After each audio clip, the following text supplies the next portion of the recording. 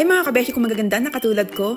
Char! So today mga kabeshi wak, I bake my very first time New York cheesecake! At grabe, hindi pa rin ako makapaniwala na ako mismo ang gumawa nito. Kaya excited akong ipakita sa inyo kung paano ko to ginawa. Kaya ano pang hinihintay nyo? Welcome sa Panlasang Lot-Lot! Charot! Charot lang! Hoy mga kabeshi! Andyan pala kayo? Nanonood kayo sa akin?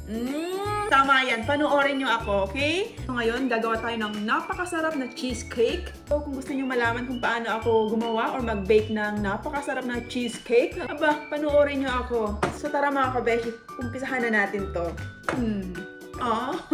Charot. Meron tayo ditong graham crackers, at hindi po graham, ganon. So graham daw ito. So ngayon, ito is crumbs na siya. So hindi mo na siya kailangang dikdikin or bayuhin, ganon.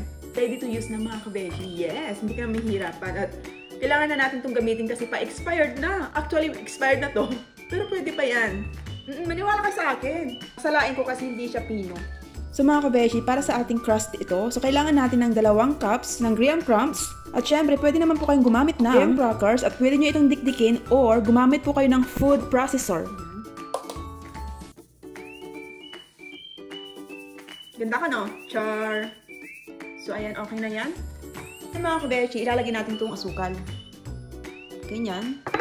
I-wish natin siya ng ganyan. Tapos ngayon, mga kabeshi, ilalagay na natin itong ating melted na butter.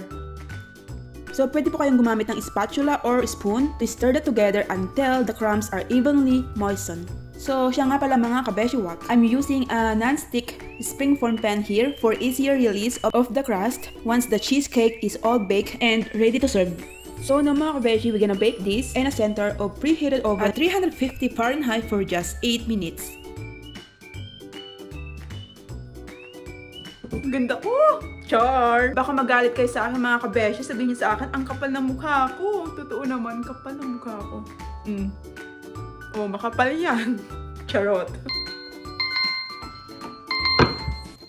So now we're gonna take it out sa ating mahiwagang oven and let it cool completely to room temperature.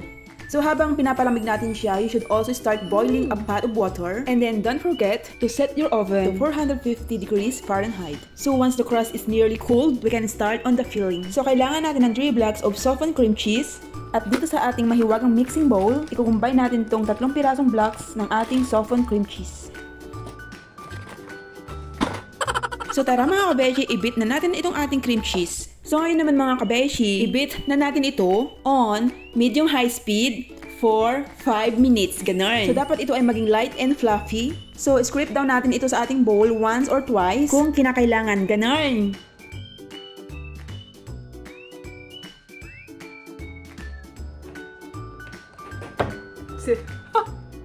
Nasira na ata itong ating hand mixer mga kabeshi wak, my goodness.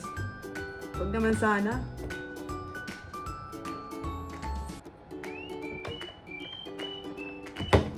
Silagyan na natin itong itlog.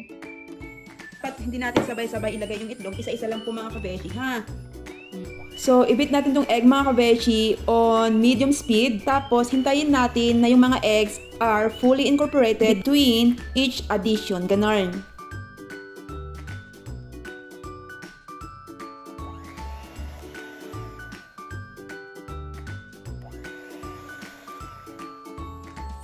Last one.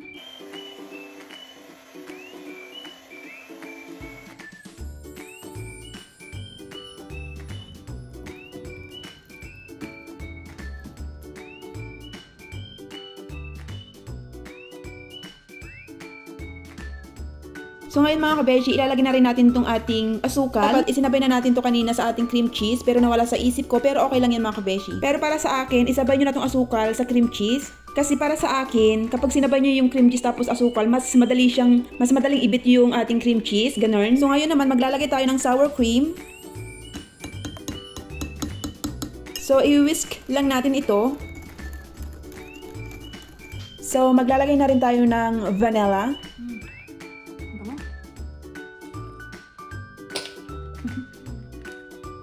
Char! Gulat ka, no? Nakakapagod palang ganito. mag-ikot-ikot ng kamay. Kahit gamit ko yung hand mixer. Diyos ko, nakakapagod. Nakakalaki ng brazo, mga kabeshi. Ayan, oh. Ayan, super smooth na siya. Alright.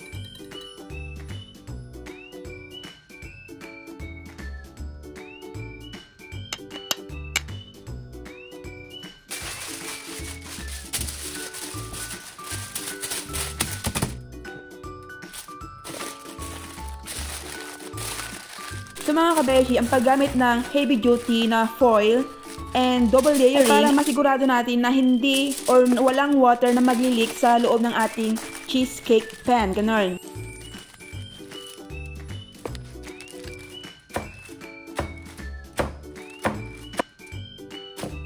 Ngayon, ang pinakasikreto natin mga kabeshi, para makagawa tayo ng cheesecake na walang crack is to use a water bath method. Ganon. So, ang gamit ko dyan mga kabeshi is baking pan lang siya. So, medyo mababaw siya. Mas maganda kung mayroon kayong large deep roasting pan para medyo madamihan nyo yung tubig ng konti. So, ayan, napaso tuloy ako. So, ngayon naman mga kabeshi, i-transfer na natin to sa ating center rack of our preheated oven at i-bake natin ito at 450 degrees Fahrenheit for 15 minutes without opening the door mga kabeshi. So makalipas ng 15 minuto ay bawasan natin ng init. Ilagay natin ito sa 225 degrees Fahrenheit and continue baking for 1 hour to 1 hour and 10 minutes or until the cheesecake is nearly set. Ganon mga kabeshi. Intendes? So ngayon mga kabeshi is okay na po yung ating cheesecake. So ipapatong lang natin to sa ating wire rack and let it cool completely to room temperature. Ganon. So, okay mga kabeshi, now cheesecake needs to be fully chilled and set before serving. So, cover with a plastic wrap and refrigerate overnight. Ganon. So, good morning mga kabeshi. So, bago natin i-serve yung ating cheesecake, ay gagawa muna tayo ng homemade whipped cream. So, naglagay lang ako dito sa ating bowl ng 1 cup sa kalahating heavy cream or heavy whipping cream. So, siya nga pala mga beshi, bibigyan ko kayo ng tip. Yung ating bowl saka yung ating beater is nilagay ko yan sa freezer dahil nakakatulong ito na mapabilis yung ating proseso kung paano gumawa ng homemade whipped cream and at the same time, magiging stable yung ating whipped cream. Ganon. So, mga 5 minutes ko lang silang pinalamig. Okay na yon. So, ngayon naman mga kabeshi, ibibit natin ito gamit ng ating electric mixer for about 5 minutes. Ganon. At dapat naka medium high speed itong ating electric mixer. So, maglalagay ako dito ng 2 kutsarang powdered sugar para medyo mas masarap yung ating whipped cream. Ganon. So, kapag ganyan na yung itsura niya mga kabeshi, okay na yan. Huwag natin siyang i-overbeat kasi magiging butter siya and hindi natin yung gusto.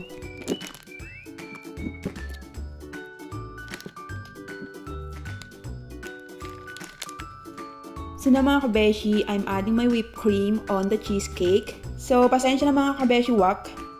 Hindi masyadong perfect yung design sa una. Hindi ko pala nakat ng tama yung piping bag natin. Kaya medyo nasa loob pa yung tip ng ating pang-design dyan. So dapat yung tip natin na pang-design dyan is nakalabas talaga siya sa piping bag. Yung pinaka-nguso niya ba? Gets nyo ba yung aking ina-explain? Kasi ang gulo kong mag-explain mga kabeshi. I hope na intindihan nyo. So ngayon naman mga kabeshi kung napansin nyo, gumanda na yung ating design o diba bongga. Kasi kinat ko ng konti yung piping bag dyan sa dulo. So anyway mga kabeshi so for me, normal lang yun talaga mga kabeshi na hindi maging perfect agad yung ating ginagawa sa buhay. Char! So, it's all about learning mga kabeshi and having fun while baking. Ganon. Kasi alam nyo naman, this is my first time ever to bake cheesecake. Ganon. So, hindi talaga tayo magiging perfect. So, okay lang yan. So, at this time, nilalagay ko na yung toppings natin na blueberries dyan. So, yung lata na lang yung ginamit ko kasi ready to, ready to use na siya. As in, ilalagay mo na lang dyan sa ibabaw ng ating cheesecake. Unlike doon sa fresh, is lulutuin mo pa yon. Pero kung masipag ka, fresh yung gamitin mo. Bahala ka na. So, ito na yung kinalabasan ng aking cheesecake, mga kabeshi. Hindi perfecto ang gilid kasi sobra akong na-excite at binuksan ko agad ang springform pan paglabas sa oven. But it's okay mga kabeshi. Just look at that. It turned out so creamy and smooth and it really looks so yummy and it smells so good. Tikman natin kung masarap.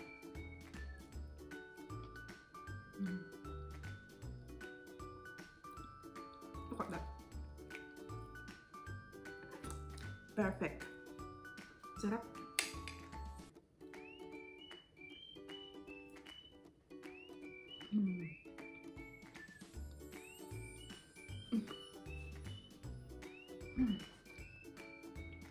Grabe, ang sarap. Oh, sarap. I'm so in love. My goodness. Look at that.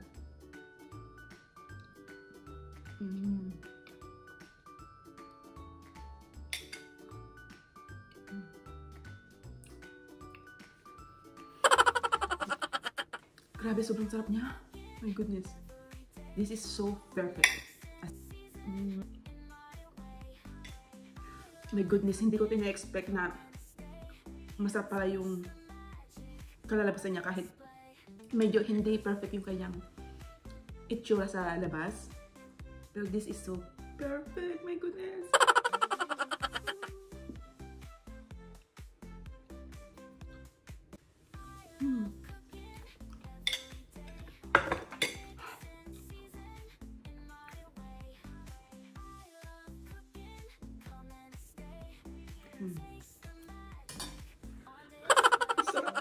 Matitikman nyo to, naku, at na makakalimutan yung mga sakit at hinagpis dyan sa puso nyo. Char!